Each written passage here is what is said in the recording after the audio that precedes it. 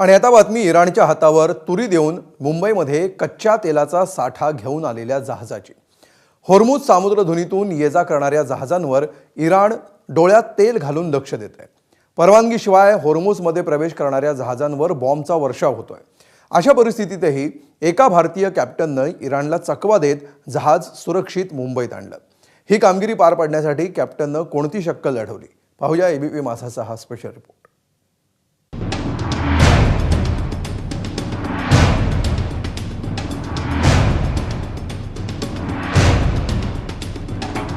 मुंबईतल्या बंदरात दाखल झालेले हे जहाज जेवढं महाकाय आहे तेवढाच महादिलासा या जहाजातून आलेल्या गोष्टीनं भारताला मिळणार आहे। कारण ऑइल टँकर श्रेणीतल्या या मालवाहू जहाजात भरलंय तब्बल 1,35,335 टन कच्चं तेल। अमेरिका इराण युद्धामुळे अनेक देश इंधन टंचाईच्या उंबरठ्यावर आहेत। भारतात देखील व्यावसायिक एलपीजीचा पुरवठा ठप्प झालाय। व्यावसायिक गॅसप्रमाणेच इतर इंधनाच्या वापरावर देखील निर्बंध येणार का अशी भीती अनेकांना सतावतीये। अशात लाखो टन कच्चं तेल घेऊन शेनलॉंग हे जहाज सौदी अरेबियातून मुंबईत दाखल झालंय। इराण आणि अमेरिकेच्या युद्धाचा फटका हा भारतासह अनेक देशांना होताना पाहायला मिळत आहे। मुंबईत जर आपण पाहिलं तर अनेक ठिकाणी गॅस टंचाई ही प्रामुख्याने पाहायला मिळत आहे आणि अशातच एक दिलासा देणारी बातमी ही समोर आलेली आहे, ती म्हणजेच मुंबईच्या समुद्रात माझ्या मागे उभे असलेलं जे शिलाँग जहाज आहे हे आता पोहोचलेलं आहे। जी होर्मुझची समुद्रधुनी आहे जी इराणने बंद केली होती या युद्धादरम्यान, त्या समुद्रधुनीतून हे जहाज जे पहिलं जहाज आहे हे पार करून मुंबईच्या या वेशीवर येऊन थांबलेलं आहे। या जहाजातनं जवळपास 1,35,000 मॅट्रिक टन इतका कच्चा माल तेलाचा साठा हा आलेला आहे, जो पुढे माहुलच्या रिफायनरीमध्ये पाठवला जाणार आहे।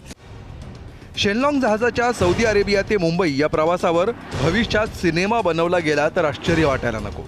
कारण शेनलॉंग जहाजाच्या सौदी अरेबिया ते मुंबईपर्यंतच्या प्रवासाची कहाणीच तेवढी थरारक आहे।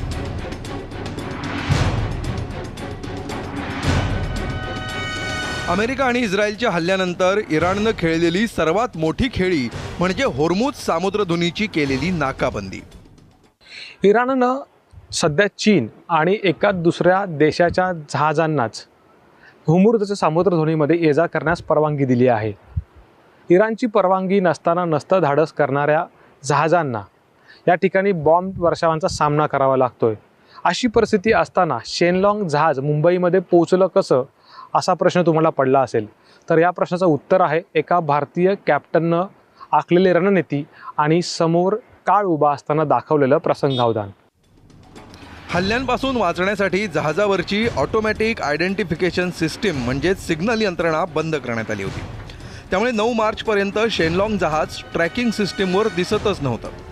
थेट 11 मार्चला हे जहाज ट्रॅकिंग सिस्टीमवर दिसू लागलं। इराणला चकवा देण्यासाठी जहाजावर लायबेरियाचे ध्वज फडकवण्यात आले।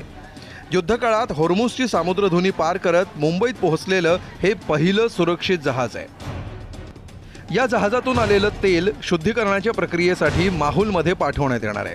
दरम्यान शेनलॉंग जहाज जरी सुखरूप भारतात आलं असलं तरी आणखी 28 जहाजं होर्मुझच्या सामुद्रधुनीच्या आसपास आहेत।